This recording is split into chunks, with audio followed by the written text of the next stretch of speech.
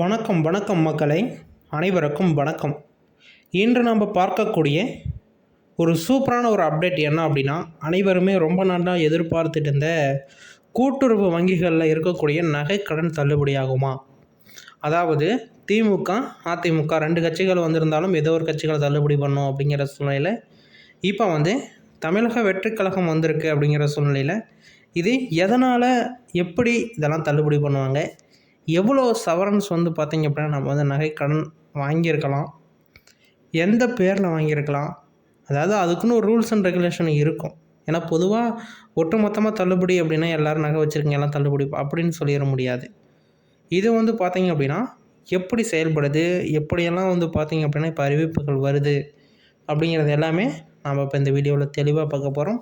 வீடியோவை ஸ்கிப் பண்ணாமல் பார்த்தீங்க அப்படின்னா மட்டும்தான் நாங்கள் சொல்லக்கூடிய கருத்துக்களும் நீங்கள் எதிர்பார்த்து வந்த வீடியோக்குள்ளே வந்த கருத்துக்களும் சரியாக இருக்கா அப்படிங்கிறத நீங்கள் பொறுத்திருந்து தான் பார்க்கணும். ஓகேங்களா? ஓகே, என்னென்ன டீட்டெயில்ஸ் அப்படிங்கிறத மட்டும் நான் இந்த ஒரு வீடியோவில் தெளிவாக சொல்ல போகிறேன். வீடியோவை ஸ்கிப் பண்ணாமல் பார்த்துக்கோங்க. ஓகே, வீடியோக்குள்ளே போகலாமா? அங்கே இப்போ வீடியோக்குள்ளே போகலாம். அதுக்கு முன்னாடி நீங்கள் நம்ம சேனலை சப்ஸ்கிரைப் பண்ணாமல் இருந்தீங்க அப்படின்னா கீழே சப்ஸ்கிரைப் பட்டன் அவைலபிளாக கொடுத்துருக்கோம்.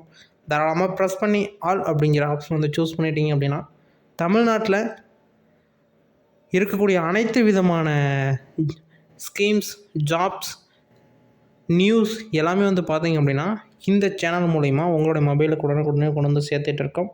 அதனால் நீங்கள் என்ன நம்ம சேனலை சப்ஸ்கிரைப் பண்ணாமல் இருந்தீங்க அப்படின்னா உடனடியாக சப்ஸ்கிரைப் பண்ணிக்கோங்க. ஓகேங்களா? அப்போ தான் நாங்கள் சொல்லக்கூடிய கருத்துக்கள் உங்களுக்கு தெளிவாக புரிய வரும். ஓகே, நாங்கள் இப்போ வீடியோக்குள்ளே போகலாம். ஃபஸ்ட் ஒன்று பார்த்தீங்க அப்படின்னா எல்லாருமே இந்த நகைக்கடன் தள்ளுபடி ஆகுது அப்படின்னா எத்தனை சவரன் வச்சுருந்தா நகைக்கடன் தள்ளுபடி ஆகும் அப்படின்னு சொல்லி நிறையா பேர் கேட்குறீங்க. ஃபஸ்ட்டு 5 சவரனுக்குள்ளே இருக்கணும் அப்படிங்கிற மாதிரி சொல்லியிருக்காங்க. 5 சவரன் அப்படின்னா என்ன அடிப்படையில் 5 சவரன்? இப்போ 10 சவரனாக கூட இருக்கும், ஆனால் அவங்க 5 சவரனுக்கு தான் வச்சுருப்பாங்க. அப்படி இருக்கிறப்ப அது கால்குலேஷன் ஆகுமா அப்படின்னா அப்படி பார்த்திங்க அப்படின்னா அவங்க குறிப்பிட கிடையாது. மொத்தமாகவே ஒரு 4 பவுனுன்னு வச்சுக்கோங்களேன், ஒரு 2.5 கிராம் 2.5 பவுனுக்கு வைப்பாங்க, 3 பவுனுக்கு வைப்பாங்க. அப்படி இருக்கிற சூழ்நிலையில் 5 பவுனுக்குள்ளே இருந்தது அப்படின்னா அது தள்ளுபடி. ஏன்னா அரசு திட்டங்கள் என்னென்ன செயல்பாட்டில் இருக்குதோ, அரசு ஆல்ரெடி அறிவித்த சட்டத்திட்டங்கள் எப்படி இருக்குதோ அதன்படி தான் இது பார்த்திங்க அப்படின்னா செயல்படும். இப்போ இருக்கக்கூடிய காலகட்டங்களும் சரி, இனி வரக்கூடிய காலகட்டங்களும் சரி அப்படி தான் செயல்பட்டாகணும். இப்போ பார்த்திங்க அப்படின்னா 5 சவரனுக்குள்ளே நகைக்கடன் இருக்குது அப்படின்னா கண்டிப்பாக ரத்தாகும். அதேமாரியே பெண்கள் மேலே இருக்குது அப்படிங்கிற பட்சத்தில் உங்களுக்கு இன்னும் ஒரு பெனிஃபிட்ஸ் கட்டாயமாக அது தள்ளுபடியாகும் அப்படிங்கிற மாரி சொல்லப்படுது. இதற்கு என்னென்ன ப்ரூஃப்ஸ் எல்லாம் தேவைப்படும் அப்படிங்கிறத நீங்கள் தெரிஞ்சுக்கணும். ஓகேங்களா?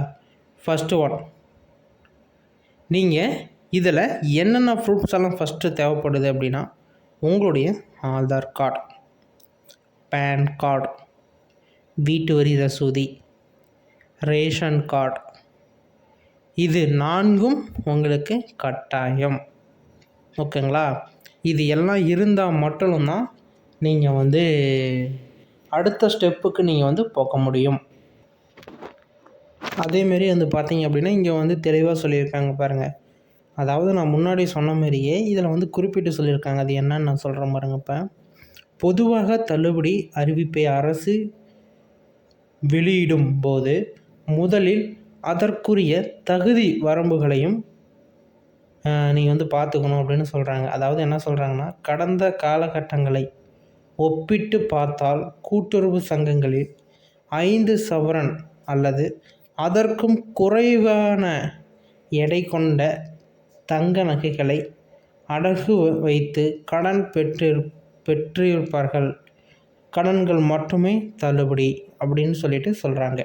அதுவும் என்ன சொல்கிறாங்கன்னா, இப்போ நான் 5 சவரனாக இருக்கலாம், 4 இதுக்கு வச்சுருப்பீங்க தள்ளுபடி. அதே நீங்கள் ஒரு 8 சவரனாக இருந்து 2க்கு வச்சா கூட தள்ளுபடி கிடையாது அப்படிங்கிறத ஓப்பன் டாக்காக அவங்க சொல்லியிருக்காங்க. இதுதான் பார்த்திங்க அப்படின்னா நான் முதல்லையுமே சொன்னது. அதேமாரியே தான் இப்போ நடந்திருக்கு. அடுத்தது பார்த்திங்க அப்படின்னா முதலில் இதற்கான தனிநபர் அல்லது ஒரு குடும்பம் பெற்ற மொத்த கடன்களின் அளவு கணக்கிடப்படும். அதாவது இந்த பேங்க்கில் ஆல்ரெடி உங்களுடைய ஃபேமிலி சர்க்கிள்லேயே ஆல்ரெடி யாராச்சும் கோல்டு வச்சுருக்காங்களா, இல்லை கோல்டு வந்து வித்ட்ராவல் பண்ணியிருக்காங்களா, இல்லை டெபாசிட் பண்ணியிருக்காங்களா, ஆல்ரெடி வேறு ஏதாச்சும் லோன் ப்ராசஸிங் போயிட்டுருக்குதா, நீங்கள் உங்களுடைய ஃபேமிலி எப்படி நல்ல ஒரு பிக் ஃபேமிலியா அப்படின்னு சொல்லிட்டு பார்ப்பாங்க. அப்படி இருந்தது அப்படின்னா தள்ளுபடி பண்ண மாட்டாங்க. அப்படி இல்லை அப்படின்னா தள்ளுபடி பண்ணுவாங்க. அதான் வந்து பார்த்தீங்க அப்படின்னா, தள்ளுபடி அறிவிப்புகள் வெளியான பின் கூட்டுறவுத்துறை அதிகாரி ஒவ்வொரு வங்கிகளிலும் உள்ள கடன் கணக்குகளை ஆய்வு செய்யப்படும் அப்படின்னு சொல்லிட்டு சொல்கிறாங்க. அதாவது உங்களுடைய கணக்குகள் நீங்கள் வந்து பேங்க்கில் கொடுக்க வரவு செலவு பார்ப்பீங்களா, அந்த கணக்குகளும் சரி, இல்லை வேறு ஏதாச்சும் இந்த நிலபலம் வாங்குறது அதுமாரி இருக்கிறதும் சரி, கணக்கு வழக்கு பார்த்துட்டு உங்களுடைய இது வந்து பூர்த்தி செய்யப்பட்டு உங்களுக்கு லோன் கொடுக்கலாமா இல்லையா அப்படிங்கிறத அவங்க டிசைட் பண்ணுவாங்க அப்படிங்கிற மாதிரி சொல்லப்படுது. ஓகேங்களா? இதுமாரி பயனுள்ள தகவல்களை உடனுக்குடனே தெரிஞ்சுக்க நம்ம சேனலை சப்ஸ்கிரைப் பண்ணிக்கோங்க. இன்னும் ஒரு சில தினங்களில் இதற்குண்டான முக்கியமான அறிவிப்புகள் வெளியாகும் அப்படிங்கிற மாதிரி எதிர்பார்க்கப்படுகிறது. வந்த உடனே உங்களுக்கு அறிவிப்புகளை கொடுக்கிறோம். இதுமாரி பயனுள்ள தகவல்களை தெரிஞ்சுக்க நம்ம சேனலை சப்ஸ்கிரைப் பண்ணிக்கோங்க. நன்றி, வணக்கம்.